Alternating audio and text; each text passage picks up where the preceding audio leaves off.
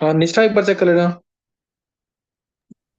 देखो अभी ये आज वाला पेपर है, इवनिंग में जो हुआ है, देख लेंगे जितने क्वेश्चंस मिले हैं इसके। क्वेश्चन फर्स्ट है, consider the following oxides V2O3 V2O4 and V2O5 change in oxidation state of vanadium when amphoteric oxide reacts with acids to form. देखो अब एम्फोटेरिक ऑक्साइड, यहाँ ध्यान देना। एम्फोटेरिक ऑक्साइड जो है ना, वो V2O4 भी होता है और V2O5 दोनों ही एम्फोटेरिक है। कह रहा है एम्फोटेरिक ऑक्साइड जब रिएक्ट कर रहा है एसिड के साथ टू फॉर्म VO4 पॉजिटिव। अब देखो VO4 पॉजिटिव कुछ भी नहीं होता है।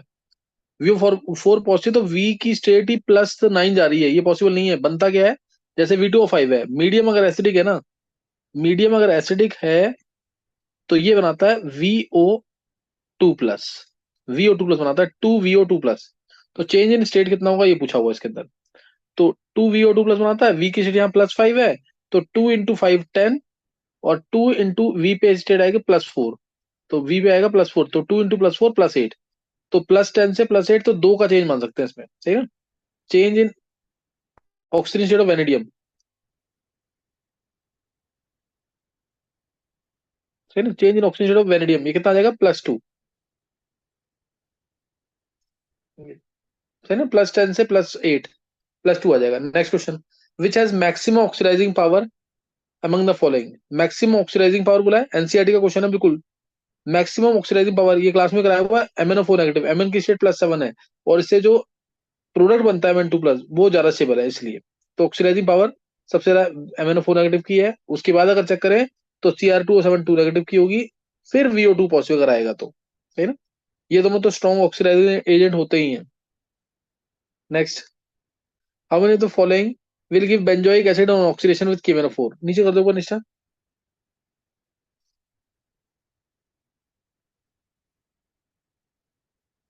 बेंजोइक एसिड बस अल्फा अर्जिन होना चाहिए। अल्फा अर्जिन, हाँ, ये है टोलिन, अल्फा अर्जिन है इसके पास, तो ये ऑक्सीडेशन में बेंजोइक एसिड देगा। यहाँ पे 2 अल्फा अर्जिन है, ये भी देगा। यहाँ पे एक अल्फा अर्जिन है, वो भी देगा। यहाँ कोई अल्फा अर्जिन नहीं, ये नहीं देगा। इसमें 2 अल्फा अर्जिन है, ये भी देगा। 2 अल्फा अर्जिन है, ये भी देगा। कोई अल्फा अर्जिन नहीं है, ये नहीं देगा। इसमें भी अल्फा अर्जिन यहाँ पे है, ये भी ऑक्सीडाइज होगा, ये भी ऑक्सीडाइज होगा। तो इसमें ऊपर भी आएगा नीचे भी आएगा, बेंजोइक एसिड नहीं देगा ये। तो 1 2 3 4 और ये 5, 5 आंसर आना चाहिए इसका। C5 आ जाएगा इसका। नेक्स्ट, फिर how many of the following are paramagnetic in nature. Paramagnetic हो, O2 पैरामैग्नेटिक होता है, याद होगा, π2px π2py में एक एक अनपेड इलेक्ट्रॉन है। O2 माइनस 17 इलेक्ट्रॉन है, 17 इलेक्ट्रॉन मतलब ऑड है, तो ये तो होगा ही। NO2 ऑड इलेक्ट्रॉन कंपाउंड है, ये भी होगा। CO नहीं होगा। NO ये भी ऑड इलेक्ट्रॉन कंपाउंड है, इसके बाद ये एक अनपेड इलेक्ट्रॉन है, ये भी होगा। NiNH3, NiNH3 होल 6, ये 2 नेगेटिव दे रखा है, ये एक्चुअल में कोई कंपाउंड होता नहीं है। ये होगा NiNH3 होल 6 2 पॉजिटिव, ये 2 पॉजिटिव होगा। और निकल 2 पॉजिटिव, आर्गन 3D8 आएगा ये, आर्गन 3D8। और इसमें बैक पेयरिंग कभी नहीं होती है, क्योंकि लास्ट के 2 इलेक्ट्रॉन T2G में EG में जाएंगे, दोनों अनपेड रहेंगे, तो ये भी होना चाहिए, ये भी होगा। K3COCN6, CO पे 3+ चार्ज है, आर्गन 3D है, बैक पेयरिंग हो जाएगी क्योंकि स्ट्रॉन्ग फिलिगेंड है, तो ये नहीं होगा। NiCl4 नेगेटिव, Na पे 2+ आएगा, वीक फिलिगेंड है, टेट्राहेड्रल शेप होगी, 2 अनपेड इलेक्ट्रॉन होंगे, तो ये भी होगा। तो आंसर 1 2 3 4 5 और 6, 6 होना चाहिए आंसर इसका, 6C आना चाहिए आंसर इसका। ए दे रखा है, ये मतलब देखो इन्होंने अगर इसको माना है 2 नेगेटिव जो कि कंपाउंड होता नहीं है, तो हो सकता है 5 आ जाए। ये मैंने तुम्हें एक तरीका बता दिया कि किस तरह से क्वेश्चन होगा। आंसर इसका आना चाहिए 6, जो क्वेश्चन दे रखा है उसमें 6 आना चाहिए। 2 पॉजिटिव मानते हुए बताया मैंने। फिर how many of the following molecules are polar. Polar जिसकी डायपोल है वो पोलर होता है। CH4 में sp3 हाइब्रिडेशन है, सराउंडिंग एटम सेम है, नॉन पोलर। CCl4 में भी सेम चीज। CH2Cl2 में इसमें पोलरिटी आ जाएगी, क्योंकि H H ये कैंसिल नहीं हो पाएंगे, सही ना। ये कैंसिल नहीं होंगे इसमें, ये पॉजिटिव से नेगेटिव डायरेक्शन, और इधर पॉजिटिव से नेगेटिव डायरेक्शन ऊपर, तो नेट आएगा इसका कोई रिजल्टेंट, सही है। तो ये डेवलपमेंट होगी इसकी, ये एक आंसर। H2 तो होता ही पोलर है, एंगुलर और वी और बेंड शेप है, पिरामिडल शेप है, ये भी पोलर होगा। H2O2 भी पोलर होता है, O2F2 भी पोलर होगा। O2F2 दोनों एक साथ लगाना है, ये पोलर होगा, तो 5 आएगा आंसर इसका। H2O2 open pick like structure होता है, नॉन नॉन प्लेनर स्ट्रक्चर होता है इसका, तो उसका 5 आ जाएगा। Next, sixth question, the increasing solubility of HGS, PBS, AgBr, CaO twice. देखो इसमें अगर थोड़ा सा तरीका लगाएं तो इसमें ध्यान रखना है कि ये जैसे कैल्शियम अल्कली और अल्काइन अर्थ मेटल्स के हाइड्रोक्साइड्स है, ये तो सबसे ज्यादा सॉल्युबल होते हैं पानी के अंदर। तो CaO ट्वाइस, हालांकि सॉल्युटिन इसकी भी कम है थोड़ी, लेकिन अल्कली और अल्काइन अर्थ मेटल के हाइड्रोक्साइड्स हो, सल्फाइड्स हो, वो फिर भी पानी के अंदर सॉल्युबल है, इसलिए इन दोनों में से एक आंसर है, ये कंफर्म हो जाना चाहिए यहीं पे। और अगर तुम्हें बेसिक रेडिकल्स वाली टेबल याद है, जैसे Ag2S, HGS, PBS, अगर ये वाली टेबल याद है तुम्हें, तो तुम्हें पता होना चाहिए ये सॉल्युबल, इसकी सॉलिबिलिटी सबसे कम। फिर नीचे वाले अदा क्यों भाई, हाँ जी, पिला भाई, कोल्ड ड्रिंक, येलो वाली, अगर तुम्हें याद हो पूरी टेबल, तो ऊपर है, ऊपर आता है AgCl, AgCl, Hg2Cl2 और PbCl2। सल्फाइड्स नीचे आ गए, सल्फाइड नीचे आ गए। तो इसके उसके अकॉर्डिंग अरेंज करोगे पूरे बेसिक रेडिकल के टेबल के अकॉर्डिंग, बेसिक रेडिकल्स के टेबल के अकॉर्डिंग अरेंज करोगे, तो उसमें case increasing order of KSP में अरेंज है वो पूरा। तो इंक्रीजिंग ऑर्डर ऑफ KSP में अरेंज है, तो उसके अकॉर्डिंग ना आंसर, अगर तुम देखोगे पूरी टेबल अगर तुम्हें याद है, तो ये आंसर तुम्हें क्लियर दिख जाएगा वहां पे, है ना? तो उसमें ये आंसर दिख जाएगा तुम्हें, अगर बेसिक रेडिकल्स की पूरी टेबल याद है तो। और मैंने एक हिंट दिया, अल्कली और एल्काइल मेटल के हाइड्रोक्साइड्स या सल्फाइड्स या क्लोराइड्स वो सबसे ज्यादा सॉल्युबल होते हैं, इसलिए आंसर A और C में से होगा। तो इस टाइप से भी चेक कर सकते हो। फिर HCl डाला इसके अंदर, मेजर प्रोडक्ट, इलेक्ट्रॉन इधर जाएंगे, इधर H आएगा, इधर Cl आएगा। और AgCN, देखो इस टाइप का क्वेश्चन पिछले पेपर में भी था, इसमें भी आ गया। AgCN है तो वो NC, Cl का NC बन जाएगा, Cl का NC आना चाहिए, आंसर ये ऑप्शन है। Eighth question, the correct order of energy, the correct order of energy of the following subshell is. Energy का ऑर्डर बोला है, 1s में 1+0 1, इसमें 2+0 2, 3+P के लिए 1 होता है L, 3+1 4, और ये 3+2 5, N+L वैल्यू निकालनी है। तो वन, ये इंक्रीजिंग ऑर्डर ऑफ एनर्जी में ही है, आंसर आ जाएगा 1s 2s 3p और 3d, 1s 2s 3p 3d है आंसर डी में। फिर next question, Bohr's model is applicable for single electron atom of atomic number Z, सही है। Dependency of frequency rotation, frequency of rotation of electron in nth principal quantum number is proportional to. Frequency of rotation बोला इसने, frequency होता है 1/t, और T होता है 2πr by distance upon में वेलोसिटी, 2πr अपॉन में वेलोसिटी, वेलोसिटी ऊपर चला जाएगा v/2πr। v आता है 2.188 × 10⁶ Z/n के प्रोपोर्शनल। और r होता है 0.529 n² n² तो आंसर आ गया Z², प्रोपोर्शनल म्यू जो है प्रोपोर्शनल आएगा Z² बाय n³ जेड आएगा ना, n² आता है, तो Z² बाय n³ आ जाएगा। आर और वी का फॉर्मूला लगाना बस, Z² बाय n³ यानी बी ऑप्शन आ जाएगा। With the following compounds is are yellow in colour, yellow colour में देखो अभी पीछे भी आया था CDS येलो, CDS येलो आया था, PBS ब्लैक होता है, CUS ब्लैक होता है, ZNS व्हाइट होगा, ZNS व्हाइट होता है कोल्ड फॉर्म में, ZNO अपीयर्स येलो हीटिंग हम बोलते हैं डिफेक्टिव से, PbCrO4 रेड, ये भी रेड, सॉरी येलो है ये भी येलो कलर का होता है, क्रोमाइल क्लोराइड टेस्ट में पड़ा होगा ये। तो आंसर आएगा दो, A and E। Next, qualitative के दो क्वेश्चन आ गए हैं इसमें। With the following energy order is correct for hydrogen atom, तो इसमें भी ये एनर्जी का एक और क्वेश्चन आ गया है। तो 1s 2s 2p 3s, ये करेक्ट होना चाहिए फॉर हाइड्रोजन एटम है। तो सिर्फ क्या देखेंगे, एन की वैल्यू, 2s और 2p की एनर्जी सेम आनी चाहिए। 1s 2s 2p 3s 3p, answer इसका बी करेक्ट है। एक तो बी करेक्ट आ रहा है क्योंकि 2s 2p की energy same, 1s 2s 3s 3p 4s, 1s 2s, ये भी एनर्जी करेक्ट आएगा हाइड्रोजन एटम के लिए। और उसके बाद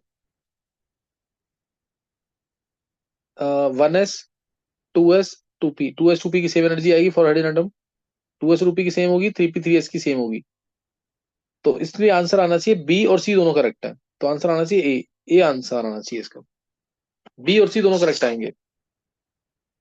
next, with the following group 15 element forms D pi, D pi नहीं आएगा ये, डी पाई मतलब डी पाई पी पाई होना चाहिए mostly, D pi P pi. And strongest basic hydride देखो, NH3, PS3, ASH3, SbH3, BiH3।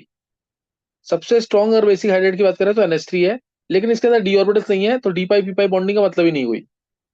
PH3 जो है उसके बाद है स्ट्रॉन्गर आफ्टर NH3। तो इसमें डी पाई पी पाई बॉन्ड बन सकते हैं, फॉस्फोरस में, फॉस्फोरस में बनते हैं वो, सही ना, डी पाई पी पाई बॉन्ड। तो इसके ये आंसर बेटर ऑप्शन होगा, PH3। PH3 यानी इसका फॉस्फोरस का नंबर 15 होता है, तो बी आंसर आएगा इसलिए। अदरवाइज NH3 स्ट्रॉन्गेस्ट है हाइड्राइड। एन का साइज छोटा, लोन पे कम वॉल्यूम पे इलेक्ट्रॉन डेंसिटी ज्यादा। दूसरा NH3 में हाइब्रिडेशन होती है, PH3 में कोई हाइब्रिडेशन नहीं होती, इसलिए आंसर NH3 आएगा, ये भी रीजन हो सकता है। फिर नेक्स्ट 13 क्वेश्चन। प्रथम,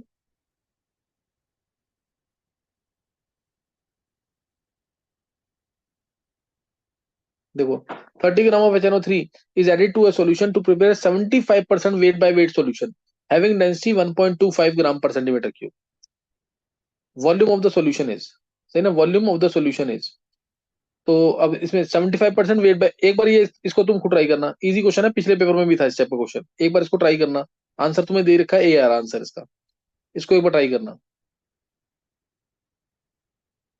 नेक्स्ट क्वेश्चन है, आइडेंटिफाई करेक्ट,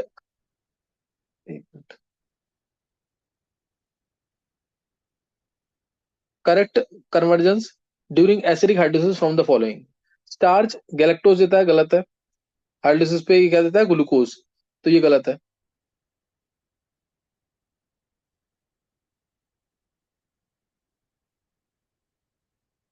सही ना, स्टार्च का गलत है आंसर। नेक्स्ट है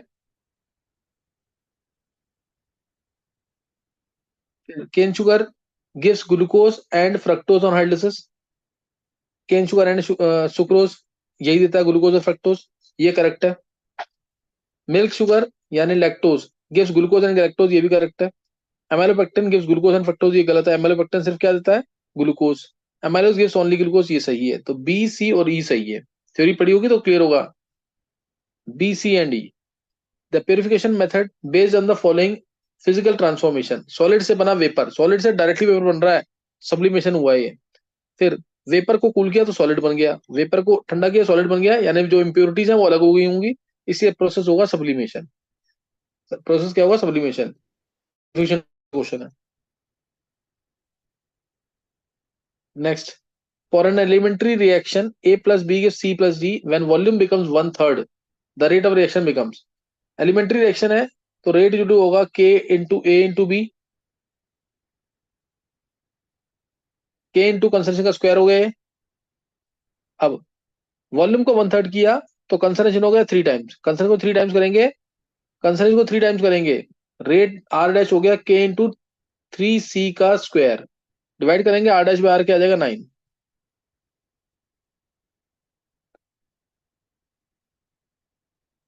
मैच द लिस्ट। फिर देखो ये क्वेश्चन उसी टाइप का आगे सेम, नीचे करना नीचे। COF6 3 नेगेटिव, COF6 3 नेगेटिव, तो ये तुम्हें पता है कोबाल्ट पे 3+ है, वीक फील्ड लिगेंड है, कोई बैक पेयरिंग नहीं होगी, तो आंसर आएगा इसका sp3d2, ए का फर्स्ट। CONH3 होल 6 3 पॉजिटिव, ये पीछे पेपर में भी आया था किसी में। CO पे 3+ है, स्ट्रॉन्ग फील्ड लिगेंड है, बैक पेयरिंग हो जाएगी, तो आंसर आएगा D2sp3। NiCl4 2 नेगेटिव, कोई बैक पेयरिंग नहीं, 4 लिगेंड है, sp3 आंसर, बी सी का थर्ड। इसमें बैक पेयरिंग हो जाएगी तो आंसर आएगा DsP2। तो सीक्वेंस में ही है पूरा, ए का first first second third fourth, first second third fourth, यानी ये आंसर आ गया। 18th,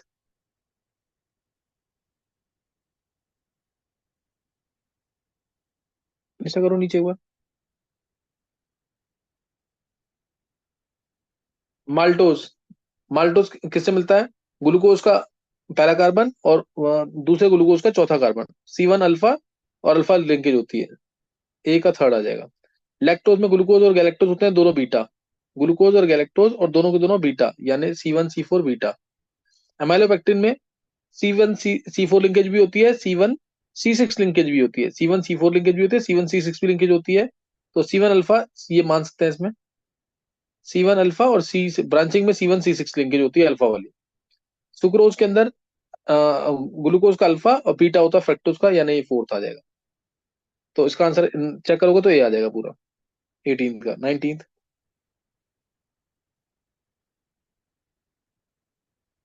according to law of octaves the elements are arrange in order of the increasing atomic number. देखो, मॉडर्न पीरियोडिक टेबल जो है हेनरी मूसले के according जो define किया गया था, उसके बाद ही आया था मॉडर्न पीरियोडिक टेबल जो आया था, उसी में एटॉमिक मास आया था। बाकी पीछे सब एटॉमिक नंबर पे, उसी में एटॉमिक नंबर आया था, बाकी सब एटॉमिक मास पे डिपेंड कर रहे थे। तो ये लाइन यहाँ पे एटॉमिक नंबर लिख दिया, इससे गलत हो गया। ऐसे ही लोथरमेयर कर्व्स जो थे, वो भी एटॉमिक मास के बेसिस पे थे, सही ना, atomic atomic volume versus atomic mass का कर्व बना था, इसने एटॉमिक नंबर लिखा हुआ है इसमें भी, तो इसलिए ये भी गलत है। तो दोनों स्टेटमेंट गलत आएंगे इसमें। 20th question. 6 साइंटिस्ट मैंने पीरियोडिक प्रॉपर्टीज में कराया था ना, वही क्वेश्चन है, सिंपल बिल्कुल एकदम। By passing current of 600 ml, by passing a current in 600 ml of NaCl solution, pH increase to 12, pH हो गया 12। Find current if electrolysis occurs for 10 minutes, 100% efficiency है। तो तुम्हें इसकी रिएक्शन पता होनी चाहिए। NaCl प्लस H2O क्या देता है, ये NaOH plus half Cl2 plus half H2। तो तुम्हें ये मिल गया, NaOH मिल गया कितना, NaOH pH 12 है तो pOH हो गया 2, pOH 2 हो गया तो OH आयंस हो गया 10⁻²- मोलर। OH आयंस 10⁻² मोलर है। वॉल्यूम दे रखा है 10⁻² मोलर है, तो इससे तुम मास निकाल लो इसका। Mass by molar mass NaOH का 40, वॉल्यूम दे रखा है 600 इंटू 1000, this is equal to 10⁻² molar. इससे आ जाएगा मास, इससे मास आ जाएगा। मास आने के बाद मास लिख देना ZIT, मास आ जाएगा। जेड होता है equivalent weight of NaOH 40/1, equivalent weight by 96500 into I की वैल्यू निकालनी है हमें। टाइम 10 मिनट है, यानी 10 इंटू 600 आ जाएगा। और मास तुम यहाँ से निकाल ही लोगे, डायरेक्ट निकल ही रहा है ये कितना आ रहा है, 1000 10⁻5 हो जाएगा, और 24,000, यानी 0.24 आ रहा है मास। तो इसे सॉल्व करना, यहाँ से आई आ जाएगा तुम्हारा, यहाँ से आई निकल जाएगा। ट्राई कर लेना इसको, सही ना। निशा एक बार पूरे पेपर है क्वेश्चन ना और इसमें।